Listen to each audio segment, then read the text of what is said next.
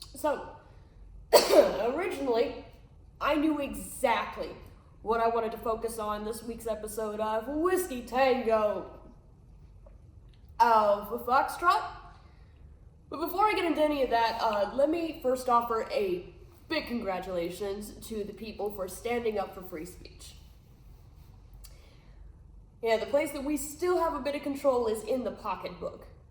And when the major corporation that had been targeted by Ruby Red Florida for being too woke just a couple of years ago actually bent the knee and removed a comedian from his platform for saying things that not even the ABC heads found to be over the line, we the people were not having it. Disney revenue dropped like a plague of dead flies, and they backtracked faster than Mike Johnson when he tried to convince the nation that Rumpelstiltskin was an FBI informant for the Epstein files. But that's not what I want to talk with you about. Putting aside the whole cringe fest that was the flatulent felonious federal freeloader outright insulting the U.S. the other day, on top of his fear-mongering about Tylenol and its links to autism, which is zero, by the way. And I shouldn't need to explain further than the fact that autism was first recorded in 1911, whereas Tylenol didn't hit the shelves until 1955. And if you need further exposition on that, consider this. Hans Asperger was a favored scientist in Nazi Germany.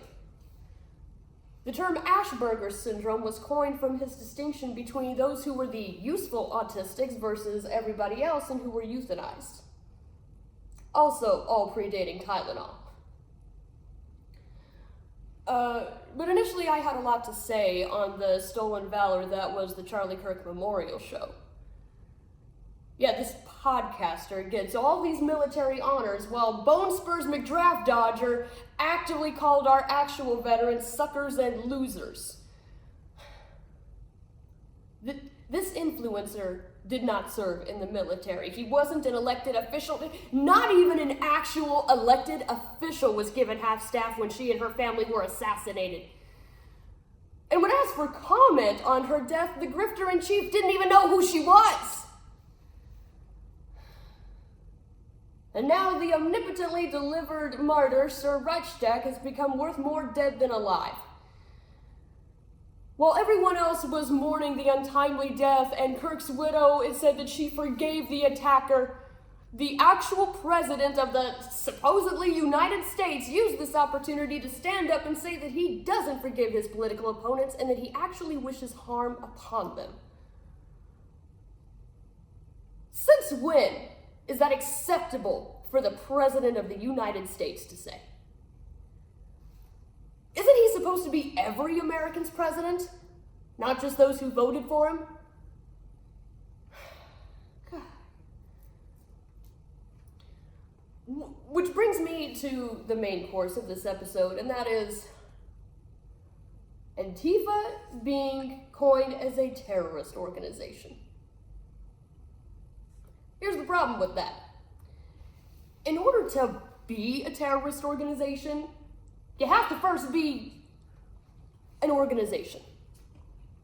Okay, Antifa is not a group, it's not a club, it's not some kind of membership, unlike the Proud Boys Patron Front and Frozen Water. Okay, it has no leader, no insurance, no write-offs. I don't even think there's a logo for it. All Antifa is an ideal. And that ideal is simply being the exact opposite of fascism.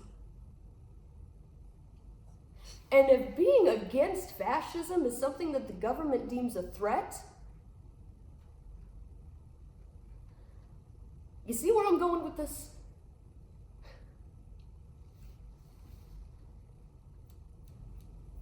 But the scariest part of all of this is that because there is no distinct designation for who is anti-fascist and who isn't, the government can just decide who Antifa is. And then be given free rein to continue their acts of inhumanity that they have been testing out on the coal mine canaries, that is the resident brown people.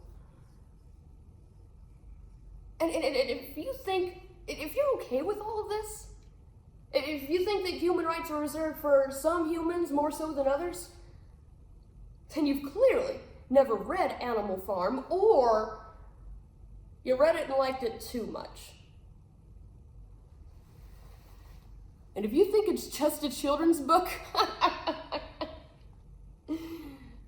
we know which one you are.